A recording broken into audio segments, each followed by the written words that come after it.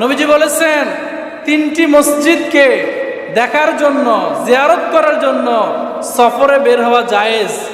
এর মধ্যে একটা হচ্ছে মসজিদে হারাম, 2 নম্বরে মসজিদে নববী, 3 নম্বর হচ্ছে মসজিদে আকসা।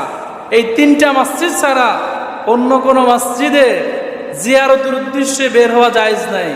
আপনি ধরেন সিলেট গেলেন, শাহজালালের মাজার গিয়ে আপনি জিয়ারত করে আসতে পারেন, সমস্যা নাই।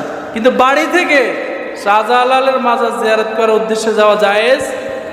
কথা মনে বোঝেন নাই? আপনি কাজে গেছেন চট্টগ্রাম, সেখানে বাইজুদ মুস্তাবির কবর দেখছেন অথবা মাজার দেখছেন, 2 রাকাত নামাজ পড়লেন, জিয়ারত করলেন, একটু হাঁটলেন, দেখলেন, কোনো সমস্যা? কিন্তু এখান থেকে একবারে জিয়ারতের উদ্দেশ্যে যাওয়া, এটা 3টা মসজিদ ছাড়া অন্য কোনো জায়গায় যাওয়া জায়েজ? 1 নম্বরে মসজিদে হারাম, 2 নম্বরে মসজিদে নববী, 3 নম্বর হচ্ছে মসজিদে আকসা। সেই মসজিদ আমাদের চোখের সামনে এত হাজার, এত কোটি, লক্ষ যুবক যুবতী, এরপরে আপনার মুসলমান থাকা সত্ত্বেও ওরা আমাদের কাছ থেকে মসজিদে আকসা নিয়ে যাবে, আর আমরা তাকিয়ে তাকিয়ে দেখব। সেটা কি হয়?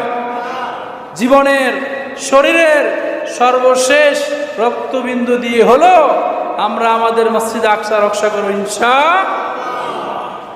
যদি নেতৃত্ব আসে এবং প্রশিক্ষণের ব্যবস্থা হয় যে তার নেতৃত্বে আমাদেরকে যুদ্ধ করতে হবে, আমরা যাবো তো ইনশাআল্লাহ।